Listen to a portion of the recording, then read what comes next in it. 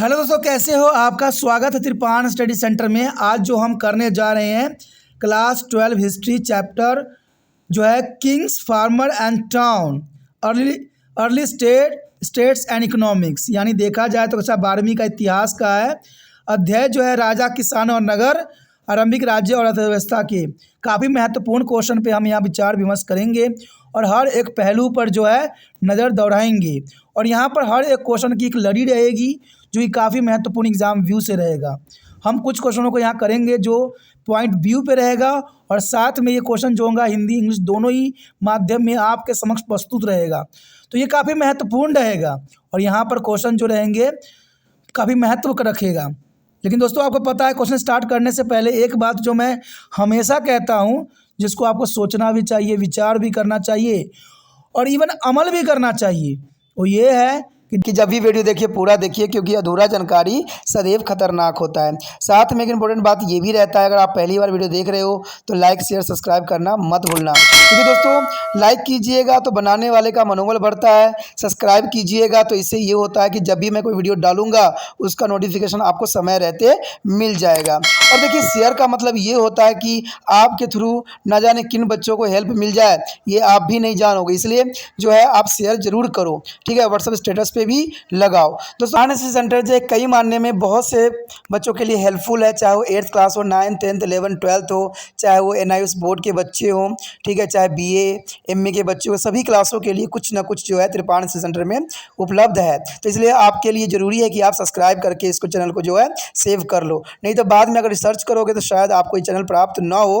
तो इसलिए सोचना नहीं, विचार नहीं करना है, सब्सक्राइब करके जो है अपने पास सेव करना है। दोस्तों, ये तो बात था आपके लिए, लेकिन अब देखते हैं हमारा आज टॉपिक क्या है। Today we discussion most important chapter here, kings, farmer and town, early states and economics. That's an important chapter, class 12 CBSE NCERT history here. You know that next question arrive here. Historians has used the variety of source to be reconstruct the history of the Mauryan Empire. That's important questions here. Historians have used the variety of sources to be reconstruct the history of the Mauryan Empire.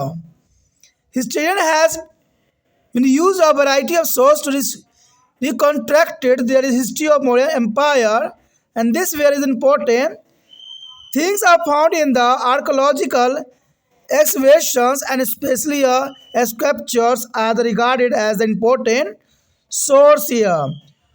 Contemporary work like written of Megasthenes and Arthashastra by there is a Chanakya are important source of regarding that period.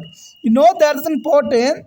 The contemporary is a work like a written of Megasthenes and Arthashastra by the Chanakya are the important source of regarding that period here.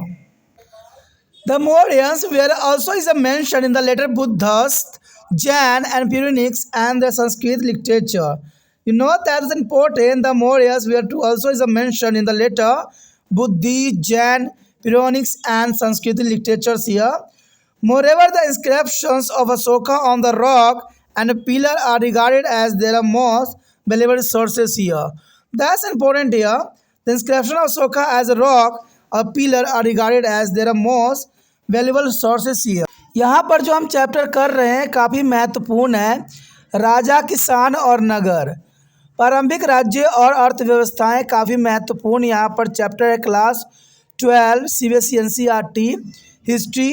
यहाँ पर देखा जाए तो अगला question जो हमारे समक्ष आया है काफ़ी महत्वपूर्ण है कि इतिहासकारों ने मौर्य साम्राज्य के इतिहास के पुनर्निर्माण के लिए विभिन्न स्रोतों का उपयोग किया है, और वो कौन कौन से स्रोत हैं जिसके बारे में बताना है। क्वेश्चन यहाँ साफ है कि इतिहासकारों ने मौर्य साम्राज्य के इतिहास को पुनर्निर्माण के विभिन्न स्रोतों का उपयोग किया है, वो स्रोतों के बारे में हमें यहाँ बताना है और समझाना है। देखा जाए तो इतिहासकारों ने मौर्य साम्राज्य के इतिहास के पुनर्निर्माण के लिए विभिन्न स्रोतों का उपयोग किया है, और वो स्रोत काफ़ी महत्वपूर्ण थे मौर्य साम्राज्य को समझने के लिए। देखा जाए तो पुरातात्विक उत्खनन में प्राप्त वस्तु विशेषकर मूर्ति कला एक महत्वपूर्ण स्रोत मानी जाती है। यानी देखा जाए तो मौर्य साम्राज्य को समझने के लिए मूर्ति कला की जो पद्धति है वो इतिहास को समझने के लिए काफ़ी महत्वपूर्ण साबित हो सकता है। इवन देखा जाए तो मैगनीज की रचना चाणक्य द्वारा रचित अर्थशास्त्र जैसे समसामयिक कार्य उस काल के संबंध में महत्वपूर्ण स्रोत हैं। यानी देखा जाए तो मैगनीज की रचना और चाणक्य द्वारा रचित अर्थशास्त्र एक सबसे महत्वपूर्ण इतिहास के साक्ष्य है जो इतिहास को पुनर्निर्माण में महत्वपूर्ण योगदान दे सकता है। और ये चाणक्य द्वारा जो है मौर्य समाज के विषय में विस्तृत जानकारी भी दी गई थी। मौर्य का उल्लेख के बाद जो है बौद्ध, जैन, पौराणिक और संस्कृत साहित्य में भी किया गया। तो ये काफ़ी महत्वपूर्ण यहाँ पर बात आता है कि मौर्य का उल्लेख बाद के बौद्ध, जैन, पौराणिक और संस्कृति साहित्य में भी इसका विशेष योगदान था, इसका विशेष महत्व था। इसके अलावा चट्टानों और स्तंभों पर अशोक के शिलालेख सबसे मूल्यवान स्रोत माने जा सकते हैं। देखा जाए तो इतिहासकारों ने मौर्य साम्राज्य के इतिहास को पुनर्निर्माण में इन तथ्यों का जो है बखूबी प्रयोग किया है। चाहे देखा जाए पुरातत्विक उल्लेख में जो है मूर्ति कला हो जिससे हमें मौर्य साम्राज्य के बारे में पता लगी हो, या मैगनीज की रचना हो, या चाणक्य के द्वारा लिखा गया अर्थशास्त्र हो, या देखा जाए तो मौर्य का उल्लेख जो है बौद्ध, जैन और पुरानी संस्कृति साहित्य में भी हमें देखने को मिलता है। इवन देखा जाए तो अशोक के जो शिलालेख हैं जो कि बहुत मूल्यवान स्रोत हैं, इससे भी हमें बहुत कुछ जानने को मिलता है। तो एग्ज़ाम व्यू से ये 4 पॉइंट जो है काफ़ी महत्वपूर्ण है और ये क्वेश्चन भी काफ़ी महत्वपूर्ण था जो मैंने आपके समक्ष रखा। ये काफ़ी महत्व रखेगा, इसके 4 पॉइंट हैं जो कि काफ़ी महत्वपूर्ण है।